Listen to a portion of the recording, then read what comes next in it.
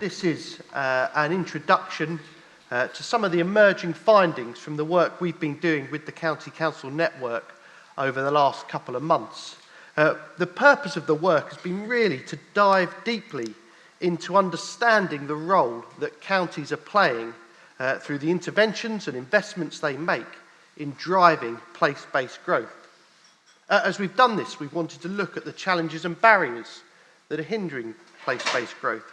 We've wanted to understand a bit of a wider framework around how county authorities are sitting at the heart of really enabling place-based growth to happen across the country. And in doing so, we've wanted to understand the relationship and interplay with central government so that we can provide a detailed set of recommendations around future policy. And as David mentioned, the intention had been to make those recommendations now, but given the stage of the political cycle, we closed this presentation with a really sort of setting out an agenda as we see it. The intention will be, as policy becomes clearer through the manifestos, and then ultimately a result in December, we'll really sharpen up those recommendations to make them ambitious and targeted on really what needs to drive and shape policy. So the purpose of this session now is to give you a bit of a glimpse into the emerging findings. The findings that we've seen coming out of our work. We've done a huge amount of data analysis alongside detailed case studies, interviews with 10 county authority areas across the country. This analysis is drawn together into a set of emerging findings that we'd love to hear your feedback as we finalise the report over the coming weeks. And the first finding, it may feel like an obvious one, but it's an important one, is that growth is going to continue to happen.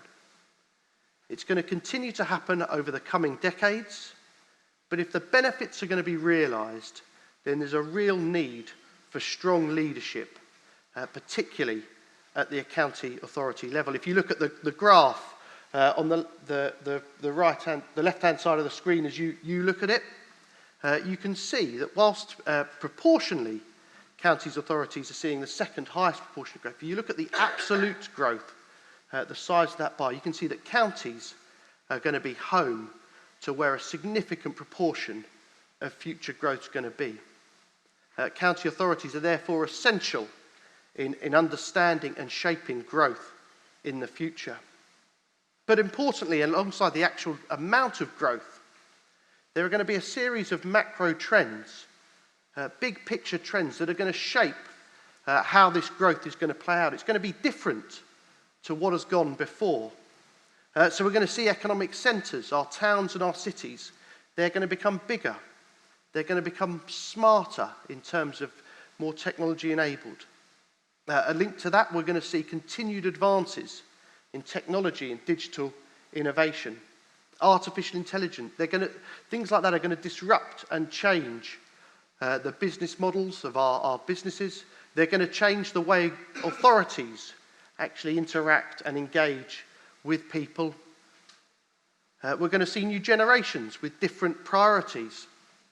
People have talked a lot about the millennial generation and their attitude towards work and employment. But actually that's going to continue to change as we look at new generations come through with different priorities, different agendas. How, when we shape growth, are we going to consider those? The demands on public sector spending, demand on services, well, you will feel those and know those only too well. They're going to continue to rise. As populations continue to grow, the need for services and the demands on spend is only going to increase. And alongside that, we're going to see increasing calls for more sustainable solutions, better uses of resources. The declaration of climate emergencies across many parts of the country is testament to that. And of course, as we see Brexit unfold further, as we look to new trading relationships with Europe and further afield, that is going to shape how our businesses and how we as places operate. Growth is going to happen and it's going to require strong leadership. And I think there's a very clear argument to say that county authorities are at the heart of that place leadership. County authorities are the places where people live and work. You can see in the bar chart there, nearly half the country's businesses, half its employment, half its population, half its housing are in county authority areas. And you only have to look at the map to see the extensive geographic coverage. If England as a place is going to maximise the benefits of this growth, it needs to look to the county authorities as leaders of those places. But why does place-based growth matter? Why is it so important that we look at growth through the place lens, as opposed to looking at growth simply from a national perspective?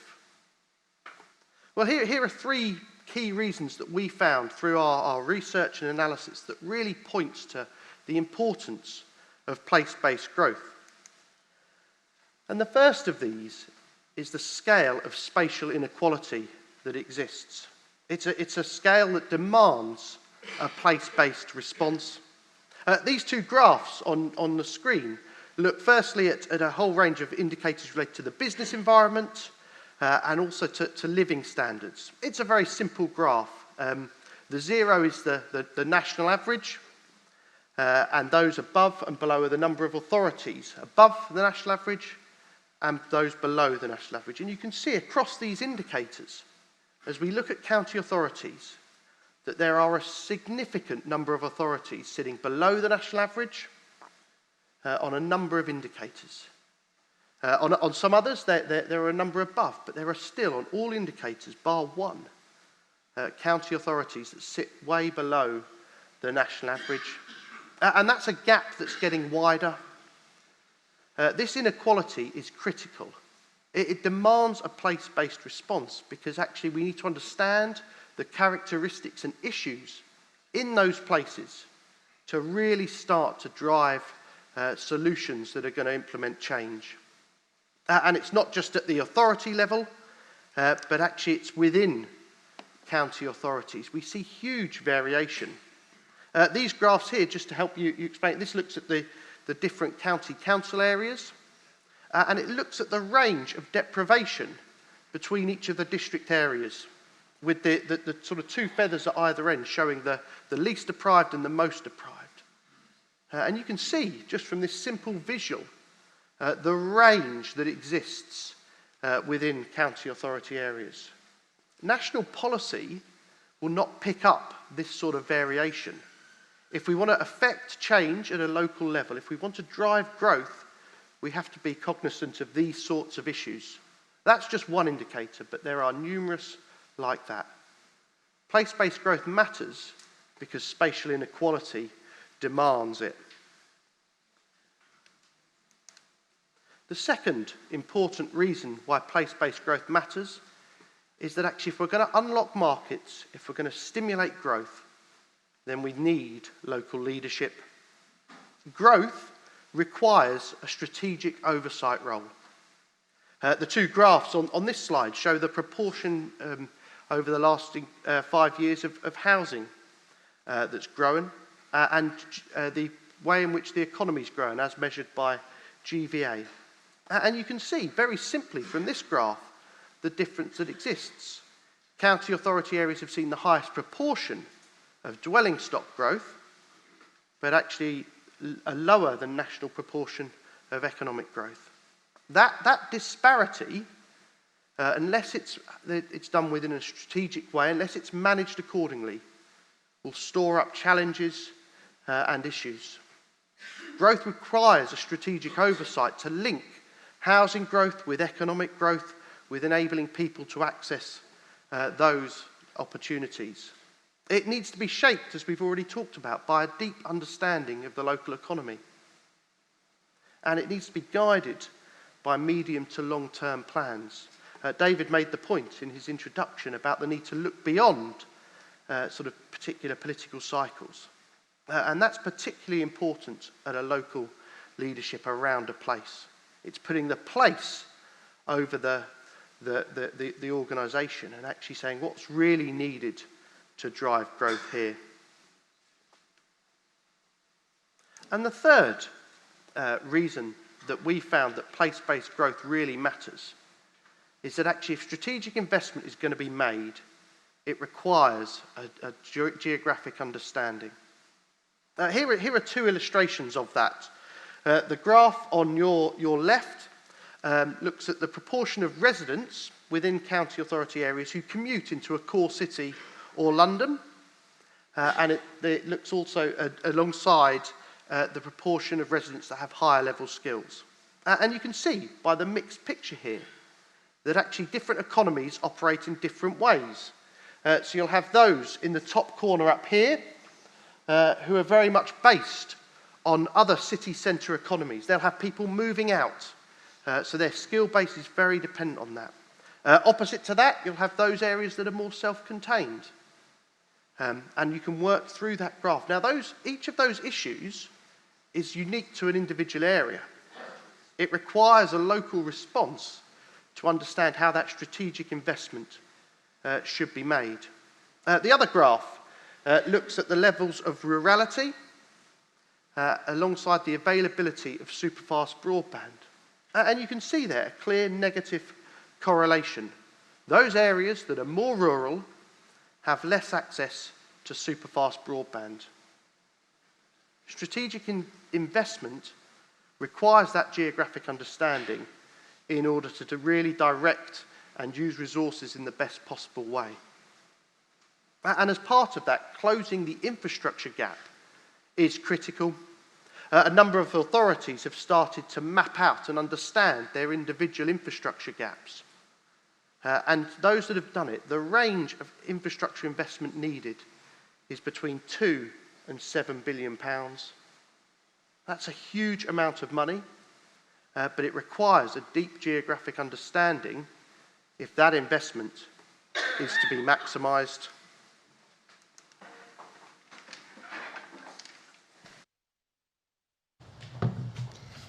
So in addition to highlighting the importance of place-based growth, our work has importantly captured some of the very different ways that county authorities are playing a leading role in driving forward that place-based growth. So firstly, despite austerity and financial pressures, county authorities have made a significant financial contribution towards growth-related spend. By looking at the different spend lines that are deemed growth-related, we can see that across county areas and their districts, approximately 24 billion has been invested between 2016 and 18, of which 58% was contributed by the county authorities. However, alongside that picture, county authorities are having to operate within a very sort of complex funding system. So you've got funding coming from different sources, different allocation methods, different bidding processes, and delivered through different bodies. And that in combination creates a really complex picture. Also, what we're seeing is that county authorities aren't necessarily benefiting from funding to the same extent as city areas. And that's encapsulated in the table on the right, which shows just 4 different funding streams. Now, we're aware there's other funding streams, but we just focus on these big ones here. So when we summed those up, it does suggest that actually there's a bit of a gap between the county authority areas and non-county authority areas. And although that gap isn't vastly big, when you take into account that geographical coverage of county authority areas, which Rob showed earlier, it does suggest a bit of an imbalance. However, investment is only one part of the county role, and perhaps a more significant role played by county authorities is around the influence they exert over growth. So we've captured that in this diagram here, where we're looking at 6 core ways in which they're exerting that influence. So firstly, county authorities act as conveners. So regularly they will take the lead in bringing together different parties and stakeholders to sort of create and then deliver a strategic vision of place. Often we're seeing that this is being formalised. So for example, a number of authorities, such as Oxfordshire and Hertfordshire, have set up their own growth boards. And these are really important for leveraging resources and also working towards that sort of shared vision. Secondly, and closely linked to the convening role, county authorities often are facilitating delivery by removing barriers to growth. This could be, for example, taking head lease over a particular project, It could be unlocking or releasing land for strategic investment, and also it's facilitating conversations with central government. Let's just take one example, so Durham. So they are actually in the process of moving their headquarters. This is going to free up a huge amount of land which will be repurposed as a science park. So that could create 6,000 new jobs in the likes of sort of ICT and fintech, and it could provide a 400 million boost to the local economy. Thirdly, we've got here vision setting. So throughout our conversations with the case study authorities, it became very apparent that it's important to have a clear and unified place-based strategy. And again, increasingly, county authorities are taking that lead role in bringing together multiple partners to create that clarity of purpose. Again, another example is Surrey. So they created the Surrey 2050 Place Ambition. And this combines the aspirations of not just the county, but also the districts, the two LEPs, and it has a real focus on good growth. Fourth, we've got communicator. So county authorities have always been important and sort of providing that communication around place. Now, that communication can take lots of different sort of methods. It could be engaging with communities around particular projects. It might be leading discussions with government. And importantly, it can also be communication between county authorities, and that helps to encourage that best practice. One example here would be Cornwall, who we're going to hear more about shortly. But a few years ago, they set up the Cornwall and Isles of Scilly Leadership Board. And this has been really important for providing collective leadership to progress their shared ambition and tackle issues in a sort of joined-up approach. Importantly, through that board, they see the opportunity to really strengthen the voice of their area, both regionally, nationally, and to central government. The fifth one on here is capacity. So again, sometimes county authorities have provided additional capacity to help deliver projects. So this might be freeing up additional sort of people and time, or it could be actually drawing upon their personal and political networks of key members. And in fact, some of the authorities that we spoke to have actually recruited directly from central government in order to increase that political capacity. The sixth one on here is seed funder. So as mentioned, despite austerity, county authorities are investing. And a lot of the authorities we spoke to say that they're investing their own capital programs to sort of unlock latent potential. So the result of this investment and influence, we see county authorities at the heart of place-based growth. And again, we're seeing lots of action on the ground, but broadly speaking, this action can be grouped within these 8 different themes. Now, we won't talk through each of these individually, but we'll just pick out a few. So firstly, if we look at the top there, we've got investing in critical transport infrastructure. So an example of this is Nottinghamshire. So Nottinghamshire is an area that is using infrastructure-led growth to attract inward investment and drive productivity. It's invested a huge amount of money in the A46 corridor, and through working with partners such as Midlands, Connect and the neighbouring counties, it's successfully secured government funding to dual the A46 and improve the roundabouts. So these improvements can be really important for not just sort of connecting goods to markets, but also bringing wider regional benefits. Another one on this sort of loop here is partnering with industry and education. And again, there's lots of examples of this. If we just pick out one, which would be Hertfordshire. So Hertfordshire are really committed to finding new ways to use its land and asset to unlock housing growth. In 2017, the council entered a joint venture partnership with a private sector partner to bring in property development expertise. So Herts Living Limited is being really instrumental in helping to deliver 6,000 homes over the next 15 years. Another one on here at the bottom of the loop is articulating a clear message to investors. So for this example, we'll pick Staffordshire. So Staffordshire, along with partners, have been really central in delivering a very large 97-hectare employment site, really in the centre of the UK. So this is the I-54, which is based in South Staffordshire. This site already employs 2,000 people. When it's at full capacity, that will rise to 4,000. And it's attracted some really high-value employers, such as Jaguar Land Rover. And importantly, this really represents a step change and transformation in that regional economy. The final slide here is just picking out a few actions from the county authorities that we've interviewed. Now, actually, it's really difficult to just pick one action because throughout our discussions, there's so many different ways in which county authorities are driving growth. We could have at least 10 to 20 actions. We're going to hear more on this from Cornwall and Essex, but if we just pick out a couple here, so Cheshire East, so the authority is supporting the development of the Cheshire Science Corridor, which is one of the largest science and technology clusters in the UK. Now, activity is centred a lot around Alderley Park, and recently actually acquired enterprise zone status. So this is attracting more benefits more businesses who can benefit from 100% business rate retention. Another example at the top there, you've got North Yorkshire. So North Yorkshire have launched Superfast North Yorkshire project. And again, this is a partnership between North Yorkshire County Council and BT to deliver and roll out next generation broadband. Importantly, this also addresses some of the rural issues around rural areas being a bit disconnected. And it's had real success. So it's actually increased connectivity from about 64% up to 90%. And the council has ambitions to increase that up to 95%. So hopefully that gives you a bit of a flavour of some of the actions, and we'll be picking up on those again later. And in terms of then, what does this mean for policy? Well, I think there are a number of things that have become very clear as we've spoken to authorities, as we've done a range of analysis. And the first one of those is that there are some clear enablers, but there are also some barriers and challenges. And some of these mirror each other, but actually you'll see that the importance, and we've seen the importance of strong local leadership, the quality of relationships, this idea of a partnership approach, and where it works well, there are governance structures that enable and facilitate that joint working.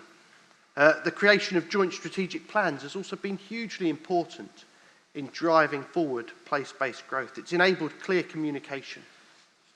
And of course, you can't ignore the fact that growth does require funding. It requires investment at that local level. And in terms of the barriers and the challenges, well, there is complexity around the two-tier structure. You will all know that very well. There's an uncertainty around the relationship with LEPs. Even where relationships are good on the ground, that can cause a challenge and add a layer of complexity. There are a significant number of partners that need to be engaged in looking at growth across the public and the private sector. There's local politics, and there's also the need to engage with central government, which in itself is complex because in relation to growth, there are at least 3 different departments that need to be part of that engagement. And of course, we can't get away from the need to deliver growth in a very uncertain context. And it's that uncertain context that this report is being developed in.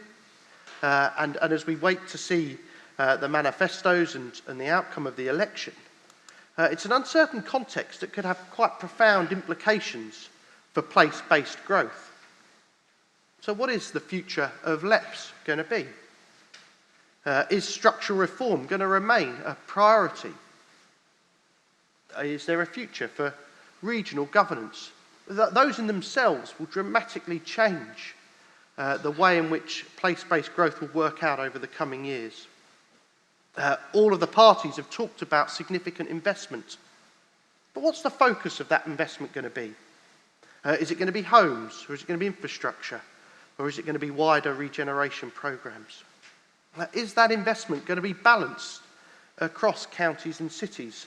One of the slides Cordelia showed you implied that there's not been that balance as we've had a very sort of city-region focus. And will counties be given a greater role in that strategic planning process?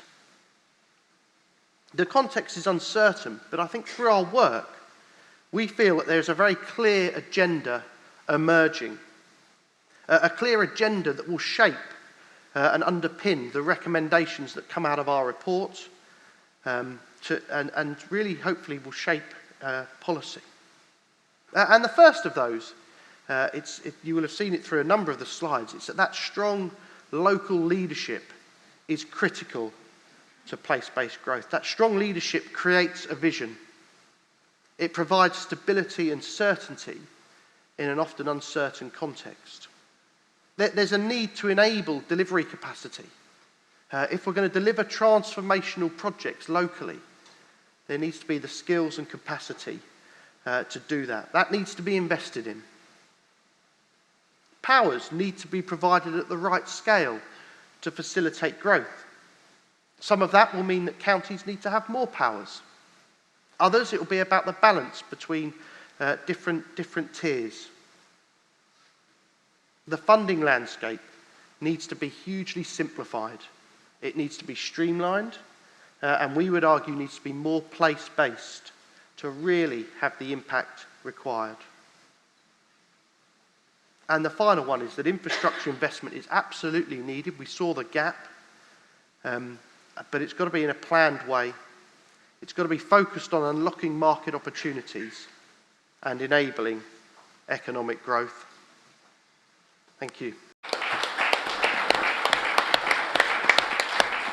So let's now drill down to one of those case studies, and I'm delighted that we've got the Chief Executive of Cornwall Council, Kate Kennelly, who's going to illustrate and highlight some of the work that they've been doing in Cornwall. Minda, everyone. Very nice to be here this morning to share some experiences from Cornwall. And the eagle-eyed among you, when we were looking at those slides from Rob, would see no surprise that there's very few people that commute from Cornwall to London, or indeed to a core city. And no surprise that rurality is up there as being a major issue for us. So I thought your comments, Rob, that place-based approach really matters because of spatial inequalities, really struck a chord with me, because one of the challenges that we face within Cornwall is that we are currently, in England, the only less developed region under the current EU structural funds programme because of the significant imbalances that there are within our economy. So place-based approaches really matter for us in Cornwall, and I'm pleased to be able to just share a little bit of some of our experience. So I think, building on this important work that the CCN is doing, that this focus on place-based prosperity needs to be at the heart of our discussions that we're going to be having with government over the coming months and years, because I think all of us would recognise, not just in this country but in many others, we're at a crossroads. And the ongoing Brexit debates, apologies for slipping it in, have brought to the fore deep divisions in our society, with there being issues of failing trust in public institutions. Last 2 weeks ago, I was away on holiday, and I was speaking with colleagues from Germany and from the US, and there's remarkable levels of similarity. It's not just within the UK. This is a pattern that it shapes Western economies. But what is true in our country, though, is that we do have a current, highly centralised political system, which I think is struggling to bridge those divides. And whilst we've seen successive governments of different political hues have a stated commitment to rebalance the economy, we know that those stark regional inequalities are reinforcing a geographical fissure that recent discourse acknowledges needs levelling up. And even with this fresh focus, it's on towns, perhaps not so on those rural areas, and we need to continue to be talking about levelling up for all parts of the UK. In that discussion as well, I think we need to really open up a debate about what we're levelling up to do. Narrow definitions of growth have never been sufficiently sophisticated measures of success for this endeavour, in my view. They won't steer us, for example, towards a decarbonised future. They won't steer us towards a place where society looks after those that are more vulnerable within our communities. It can't be GVA, the sole goal, when true prosperity of our places is dependent upon achieving social inclusion and preventing ecological breakdown and not just on driving economic growth. So I think that as we think about place-based growth, we need to give some real thought to what does success look like. And I do believe that to achieve true place-based prosperity with economic, environmental and social inclusion, local government needs to have greater local autonomy over policy and investment decisions, and I'll just share out from Cornwall's experience why.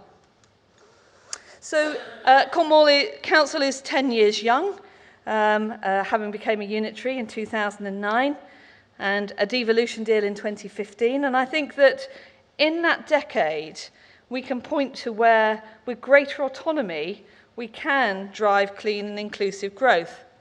Over this last decade, we've applied new governance models and we've gained new powers over both national and European funding programmes to shape prosperity at a local level. Maybe it helps being surrounded by sea on 3 sides, but we do have contiguous administrative boundaries with our partners in Cornwall. We have one LEP, one CCG, one local nature partnership, one health and wellbeing board. These things matter in being able to provide effective place leadership. And I'll speak a little bit on our leadership board and how that's driven it. But through having that in place, our devolved powers have given us bus franchising powers, which have meant we've been able to buck national trends and increase bus passenger journeys by over 9%, and establish the first fully integrated rural public transport system.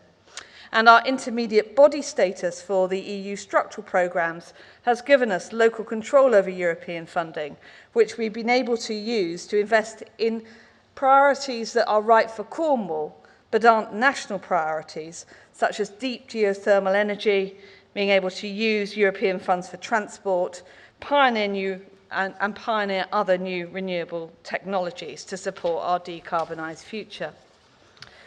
We've also walked the walk, and at the same time as winning powers for Cornwall from Whitehall, we have devolved powers from Cornwall to our vibrant towns, parishes and community groups in our policy of double devolution, because experience has taught us that sharing power, whether that's between national and local government or between local authority and communities, does require investment and effort. But it's shown that that investment is more than repaid by the positive benefits for place-based prosperity. And for Cornwall Council, between 2016 and 2018, trust in the authority went up by 33% as a result of this approach. So we heard from our colleagues around their 6 themes for place-based growth, and I'm pleased to say, don't think I'm going to contradict any of them. We identified 4 pillars for place-based prosperity: governance, relationships, capacity, and power. So, first of all, on governance, I think we can all recognise that strong governance is essential to realise the benefits of devolved powers and achieve real impact for places. And indeed, we are told, aren't we, that unless counties can come together with new governance models, maybe elected mayors, that those promises of devolution and levelling up will be something that might not be for us. What we've wanted to do in Cornwall, though, is to use our devolution deal to show that actually there are models that work outside of those metro mayors models that fit with areas that are served by the County Council's network. Because we do believe that governance models have to be tailored to the distinctive geography, economy, and institutional relationships of a place. Because a one size doesn't fit all, and that an effective strategic authority can and should take different forms. So our leadership board for Cornwall and the Isles of Scilly was formed following an independent governance review. We had national commissioners and local commissioners take a look at our governance arrangements, learn from what's happening elsewhere, both nationally and internationally, and set out a series of recommendations for what was needed for Cornwall and the Isles of Scilly. We based it on a combined authority model with majority democratic representation, because we believe that that's important, but having a wide cross-section of strategic organisations. And we believe it offers a strong alternative for rural areas to the mayoral combined authority model. And we had our corporate peer challenge a couple of years ago, and Sean Anstey, who was the leader of Trafford, we invited him to be a part of our team because we wanted to take the learning from Greater Manchester and the Northern Powerhouse. He said, as a personal reflection in our peer review feedback, that Cornwall's governance model is stronger than Greater Manchester's, with one single strategic authority able to drive and bring forward the levers that are important for place-based growth, namely economic development, transport, planning, housing.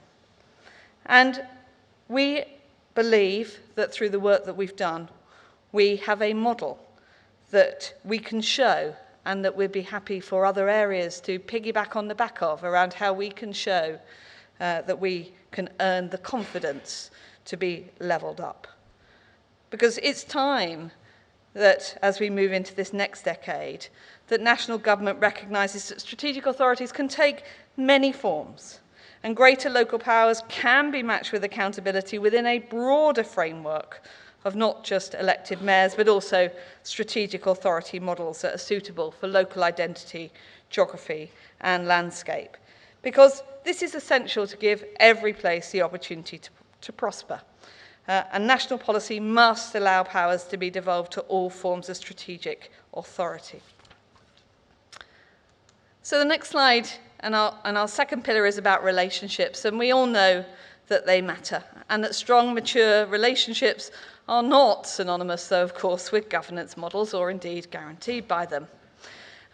Warwick Economics were commissioned by Bayes and MHCLG to carry out an evaluation of current devolution deal areas for government, and that they recognise the role that Cornwall's strong local relationships have played in our success, which have been aided again by administrative boundaries, but that very strong sense of place. But I think too, what the devolution deal gave for Cornwall in 2015 was that it did, for a short while, provide us with a team of civil servants that were committed to working with Cornwall at a national level. And I think that this is something that is really important that we continue to challenge as we develop our place-based approaches, the civil service, to similarly adopt place-based responses. Localis recently highlighted in their report, Hitting Reset, that we are one of the most centralised economies in the OECD, and that centralised policy and investment is disproportionately skewed to cities, and that place-based leadership within the civil service is sometimes difficult to find. Because if this relationship between national and local government isn't reset, we can take the actions locally to provide that place-based leadership, but I think that the trajectory of an ever-increasing divide between those areas that are the focus of national government and local place leadership will continue with some serious ramifications. So it's with this in mind that we've been doing some work, particularly with rural areas that are distant from core cities and from London, to look at initiating Britain's Leading Edge, which has been this collaboration of upper local tier authority areas that are rural with no major cities or towns. And what that's done is it's identified that there is this policy corridor which runs across the centre of England, starting in the northwest, runs through to the southeast, where we can see that government is currently concentrating its investment and innovation investment. And we saw in the slides from colleagues around some of those sources, whether that's the Innovate UK funding, as being examples that fit in that policy corridor. But we are, through opening up these conversations, I think, optimistic that national politicians are showing a receptiveness to the need to break from just having an approach on this corridor into looking at the opportunity to rebalance across the whole of the nation. Capacity. So I think that what we can demonstrate from what we've done in Cornwall is that we can show, as you can in your own areas, what can be achieved even with relatively light devolution of powers. I wouldn't claim to say that Cornwall's devolution deal really gave us a whole lot of new fiscal freedoms or devolved powers, but it gave us that moment to provide effective place leadership and work with government. We also used it to think about what's the local investment that we needed to make in strategic programme delivery, because that capacity has been essential to support us with our track record of delivery against our devolution deal. We needed to walk the walk.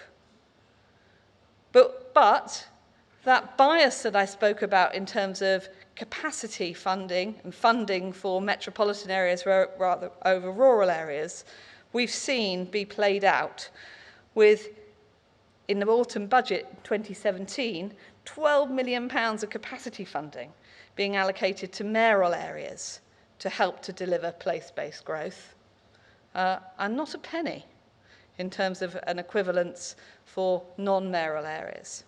So that issue of capacity, yes, locally we need to be looking at this, but we've also got to be raising this with national government.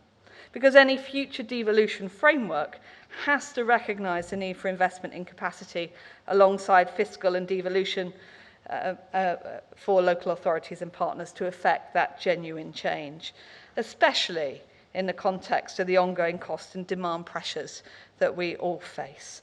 And then you couple that and lay that on with the context of unfair funding and the important work that CCN have been doing on fairer funding with lower per head funding and higher rural delivery costs.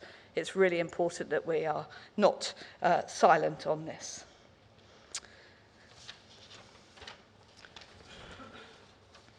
The last pillar is on powers.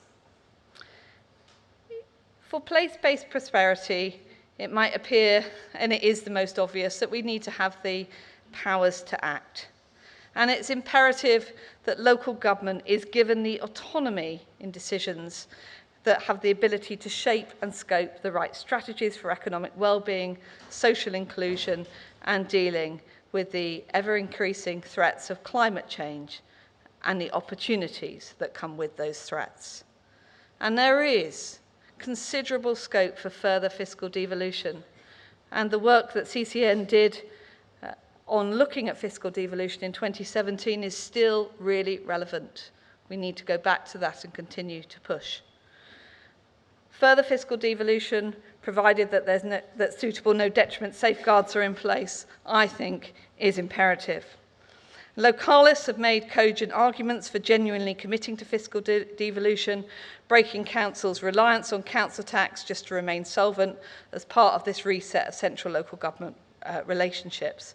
And LGA research has found that of the £23.5 billion of planned government growth expenditure in England in the 16-17 fiscal year, even those areas that had devolution deals had very little or no influence over half of those funding streams that kind of came forward.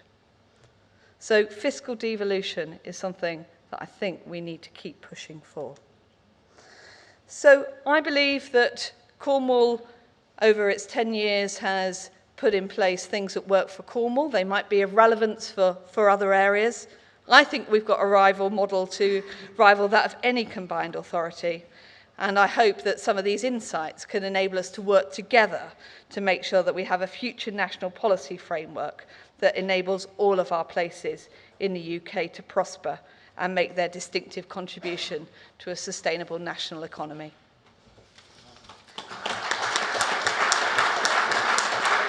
Let me tell you about Essex. So the part that Essex County Council looks after is around 1.5 million people. You put the unitaries of Southend and Thurrock, Greater Essex population 1.8 million people. It's roughly the same kind of size and complexities of Kent and Hampshire, wherever they are. We're not quite sure, but anyway. And also, Essex has been doing place-based growth for 2,000 years.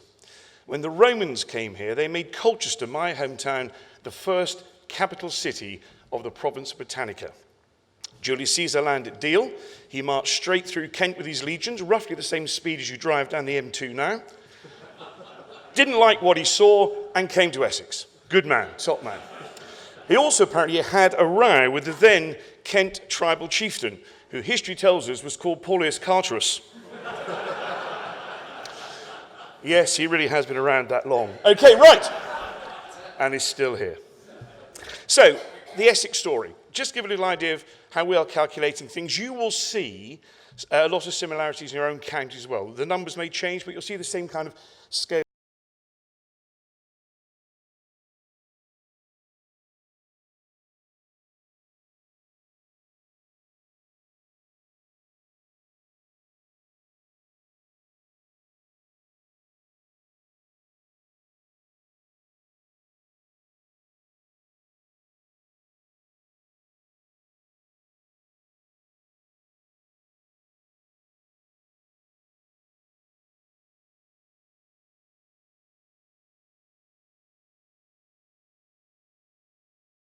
Won't necessarily be in the workplaces we understand them now, so we need to plan for that in our communities.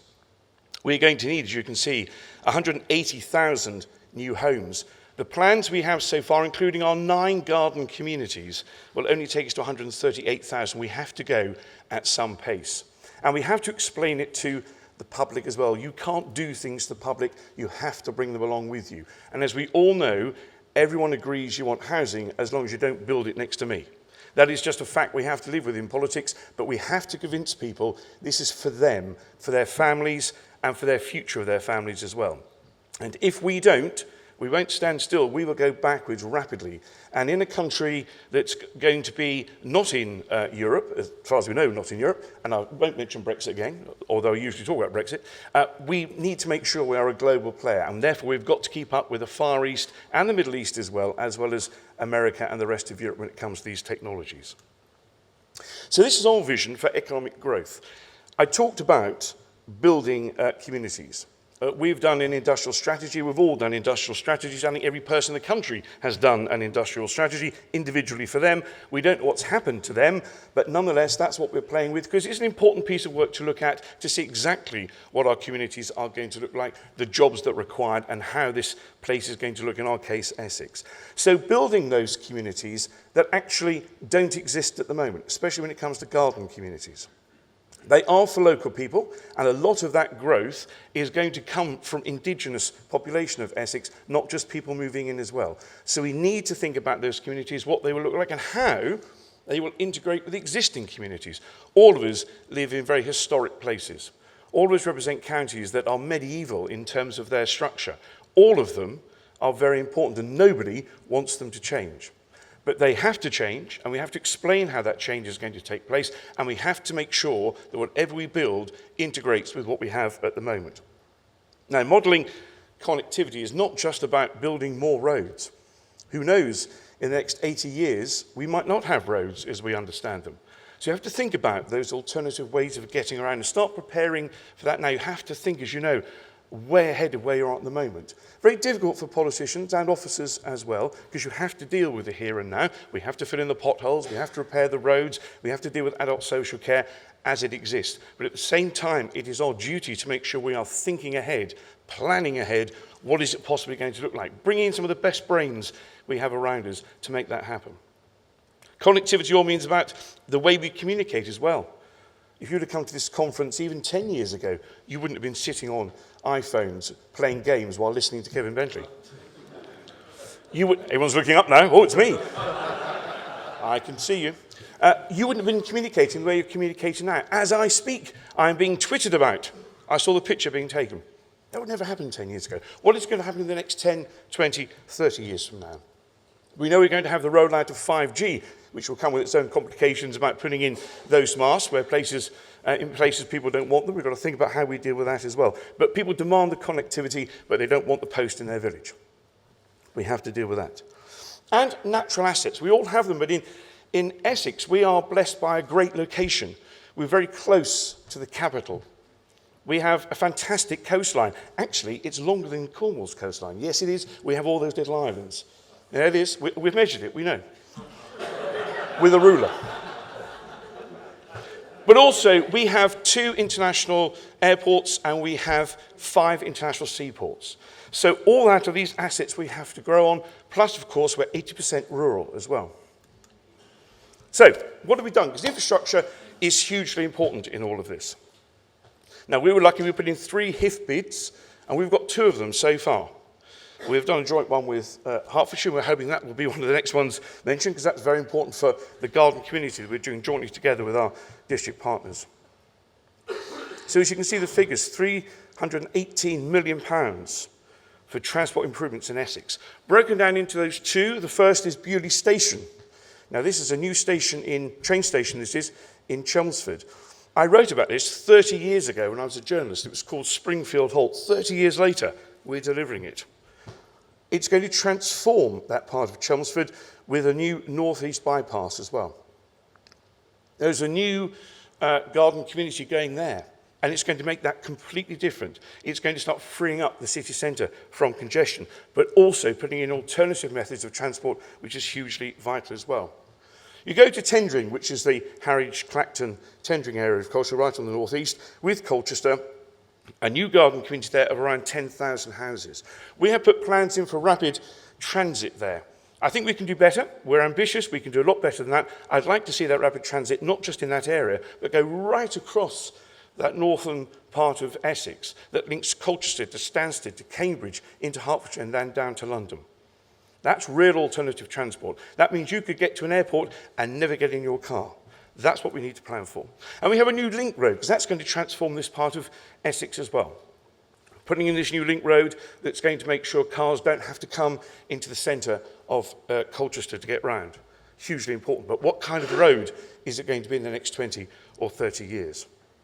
And the A12, we've had 2 consultations. One's running at the moment on 4 additional routes to 4 routes we had earlier. That road hasn't been really improved in the last 40 or 50 years. Now it needs to. It's going to take huge amounts of traffic from places we're building. And if you don't put the infrastructure in first, A, people don't like that, and B, you start causing a disaster. Infrastructure is critical. And we have plans for a new A120. This is something we have done at Essex County Council, working with Highways England, although it is a Highways England road, and we are making sure that we've got the best route in possible. That's been announced as preferred route. We're waiting to hear on funding. Aren't we all waiting to hear on funding? But waiting to hear on funding on this, and it will connect with the A12 as well. But again, what kind of road is it going to be? Not just the kind of road you see at the moment. It will have capacity for alternative transport around it as well. We have to think way ahead to where we are. Now, I've mentioned the Garden Communities Programme, 9 in total. That's very ambitious indeed. And they come with different degrees of problems, complexities, and also making sure we message them to people. The one that stands out in the country, I think, at the moment, is the Harlow-Gilston one. I've been lucky to be involved in that. It is exactly how to a garden community. We campaigned many years ago for a new junction at 7A on the M11. We started work last month on that. We've got an enterprise zone. So people saw road improvements coming. They saw a new enterprise zone which attracted Public Health England and other big organisations into it. The jobs were there. Then we talked about homes and houses, and people accepted it. There is a way to do this. This is the way to do it in Harlow-Gilston. Our other 8, some are more advanced than others. We have 3 in the northern part. They're coming on nicely in terms of the way we're developing them. We need to communicate with the public there, and also elsewhere in the south of the county as well, how we're going to develop some of those areas. The message has to be not building homes, but building communities that are going to benefit your families for now and for the future. And if you don't, it will be a disaster. These are the messages we must get across to people, and do it with people, not to people. I'm very passionate about that. And it gives a great opportunity to attract businesses. You all know when you've been talking to businesses that the way you make sure that companies come to you, the way you make sure that companies want to invest in you, they ask several questions. First of all, where can I go? Where's my workforce going to live and be educated with their children? How do I get to London? And can I travel around the world? Well, yes, if you can make sure you can answer a lot of those questions by being close to an airport, being good rail links to London or elsewhere in the country as well, into Birmingham, Midlands and Manchester as well, from our point of view, that is. If you make sure the connectivity is good, you make sure the place they want to live in is attractive as well.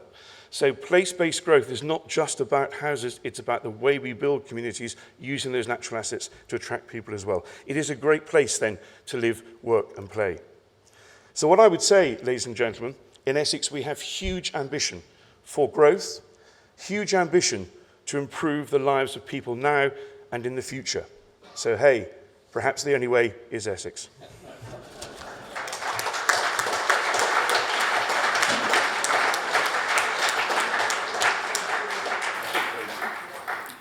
So I'm just going to go from my list here, and I'm looking over at Rob. Please, can Rob give some examples of how he sees artificial intelligence impacting on the way that councils operate?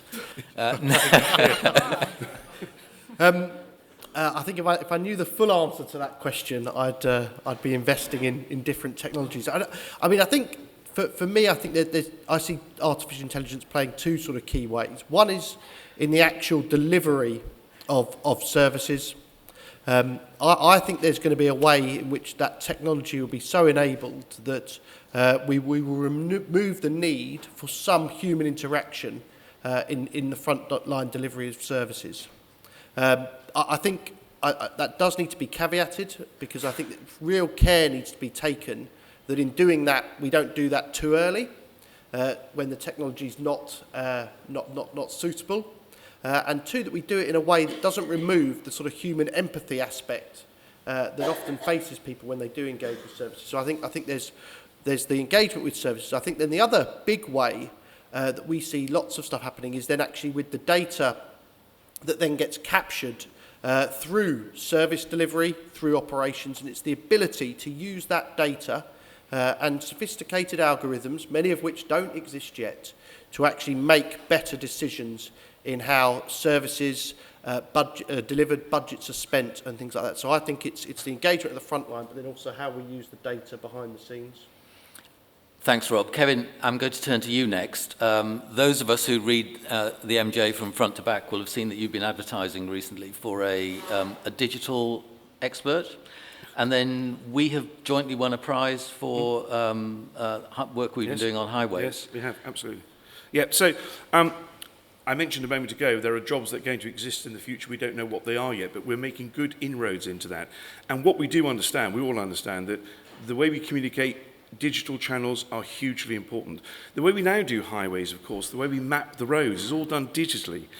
We have survey vehicles that go out. It's all recorded back at base.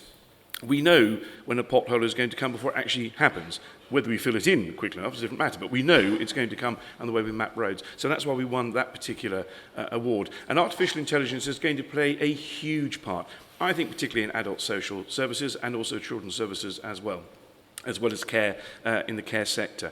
And that's why the universities become hugely important, because they are, like you I'm sure, but in Essex they partner with us. Our Chief Executive Gavin, who's here, sits on many meetings and boards with our Vice-Chancellors and looking at this very issue. And also data capturing and data storage is going to play a huge part. And I think we need to embrace that. We don't know what the end answer is, we probably don't know what the middle answer is, but we know what we need to do, and that's what we're getting on with. Anybody else want to pick up AI? No? If not, let me move on to the next question I've got on here. How do you reconcile endless and indiscriminate growth with the climate emergency? Kate? This is such a live question for us at the moment. We've got a full council meeting next week where we're going to be considering investment into a spaceport in Cornwall, and there's some people that can see absolutely the opportunities with AI that might come through investing in a spaceport for the UK in Cornwall, and there's others that are thinking, well, what's that going to mean for climate change emergency? So I think here building on those partnerships with universities is really important in terms of evidence-based decision making. And that actually, in terms of climate change, it's going to require us to innovate. It's not that we stick with how we've been living our lives to date, because actually that's been a way in which that we've consumed huge amounts of carbon. It's going to be about how we adapt and move forward and use new technologies to live in much more sustainable ways. So I think that in terms of housing growth, making sure that we are building now using our planning policies as strategic planning authorities to set those frameworks for green and sustainable communities, whether that's the garden communities, investing in, as a local authority, in your own housing, to set new standards and new expectations is something that we've been doing within Cornwall. And I think how we make sure too that it becomes a real just transition to a zero carbon economy particularly picking up issues of fuel poverty and supporting people that are living in housing stock at the moment, which actually is expensive to heat, becomes something that is the focus of our public health teams and the work that we're doing across with BEIS, I think is the ways within which that we can support this transition over the coming decades. Rob, thoughts on this issue? I think I'd just build on something that Kate said during her presentation. I think a lot of it comes down to what we measure. And if we just simply appraise investment on the basis of how much GVA or how many jobs it's going to create, I think there is a risk that you'll go for growth. But actually, how do we introduce into our project appraisals, our project decision making, our investment decision making, real decisions around the social side of that investment, but also the environmental side? I think we're starting to see local authorities begin to build that more balanced project appraisal type methodology, and I think that's going to be critical, because ultimately, it's that sort of adage of what gets measured gets done. If we're looking at the environment alongside the economic benefits, I think we'll start to think differently about projects. Okay, moving on. The next question I've got was submitted by Mick Wall. When levelling up is talked about, what measure is being applied and to what level means? Are we talking about levels of infrastructure investment, inequality of deprivation levels, inequality of employment opportunities? Kevin, do you have a view on levelling up? I do. I was just thinking about a spaceport. That's fantastic. Yeah. Gavin, I want one. Make a note. We want a spaceport. Thunderbirds are go in Essex. I can see it. Right, okay. It's all of that, isn't it? It's all of that. You can't do this in isolation. And in fact, on the climate change question, if we believe this, then we've got to radically change everything we do, from our planning to our infrastructure to our budgeting, or it's just a bunch of words.